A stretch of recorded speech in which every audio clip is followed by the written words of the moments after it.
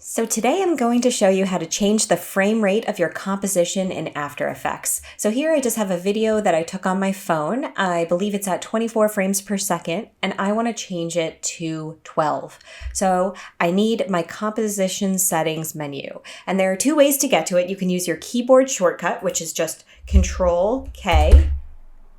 Or if you don't like that, you can just go outside, not over your video, but outside of your video in this gray area.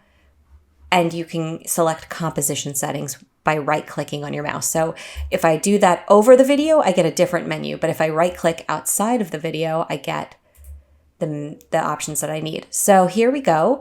We've got all of my composition specifics here, including the aspect ratio and the duration. But what I need is frame rate. And like I said, this one is 24, but I need to change it to 12. So I'm going to highlight it, give it the number I want, then select OK. You can make other changes too, but obviously for this scenario, I don't need that.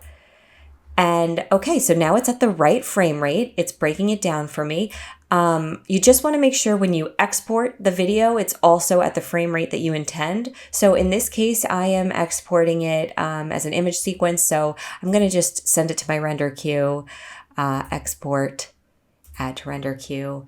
And then you can see in the best settings that this is being exported at this frame rate. So if I select best settings from there, use this comp's frame rate, 12, yep. So I leave that as is, and that's it. So that's it. I hope that this helped you guys, and join me for more tutorials on all things CGI.